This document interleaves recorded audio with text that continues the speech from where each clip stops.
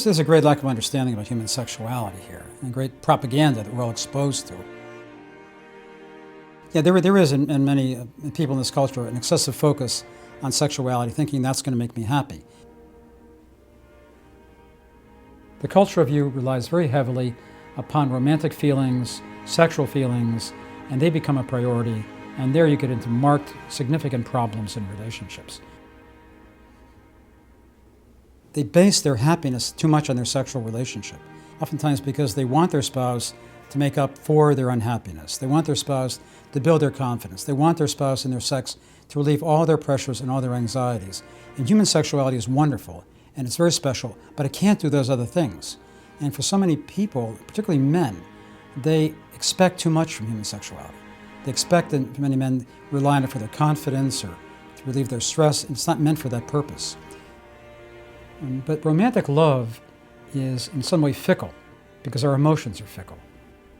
Many people marry based on romantic love. They really don't have a deep friendship. They don't have common goals. They're not willing to make sacrifices for one another. They're only basically concerned about maintaining their emotional highs, their sexual highs. That doesn't sustain a marriage. So one of the most major influences that helped me work with young people and married couples who struggle in the area of sexual conflicts, including pornography, has been understanding John Paul II's Love and Responsibility.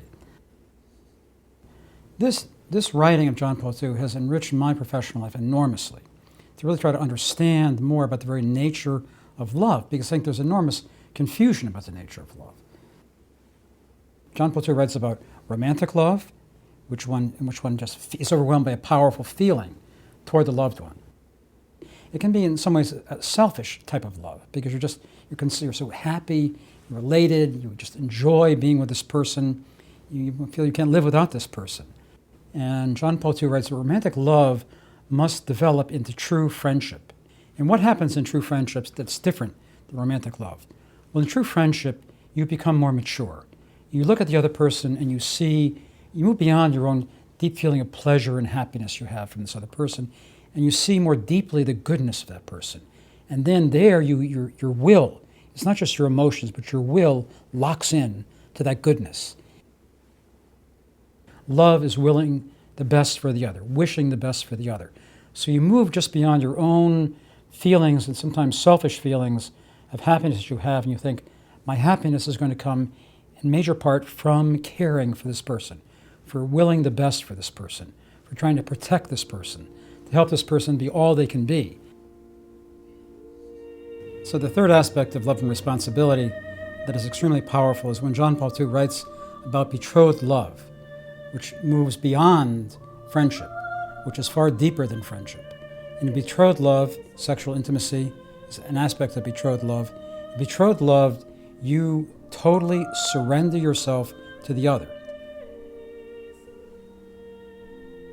And John Paul II will write later in Theology of the Body that this total self-giving, this total surrendering of yourself to the other in the marital union, the model for that is the Trinity. And this is unbelievable in a certain sense. Here's the purification of sexuality. That the model for sexuality is not Hugh Hefner, it's not Playboy, it's not Alfred Kinsey. The model is the Trinity. There's the total flow of love within the Trinity.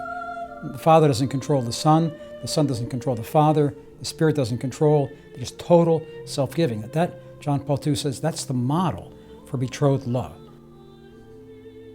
Those who understand this, when they are intimate, when they really understand the very nature of human sexuality, will relate that when they are intimate with their spouse, they have this experience, not just of the love of the spouse, but they have this experience almost of this other love far beyond, that the couple is entering in to this other, they're being pulled into this other love that is far beyond all human love, into Trinitarian love.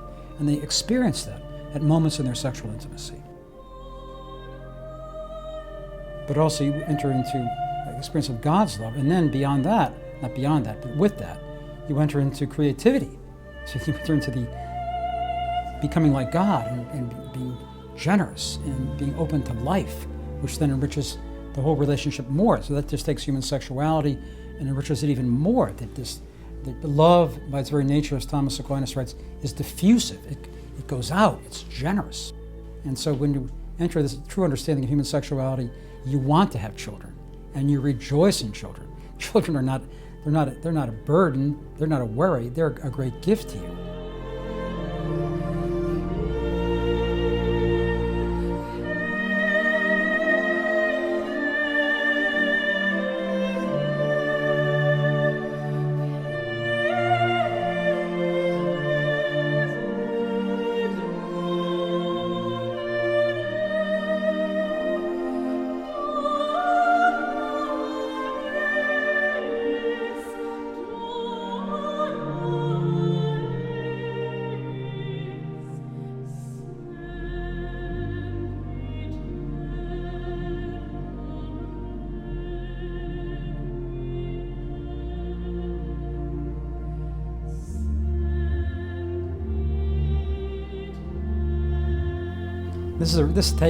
This really makes human love what it truly is, very noble and sacred and holy.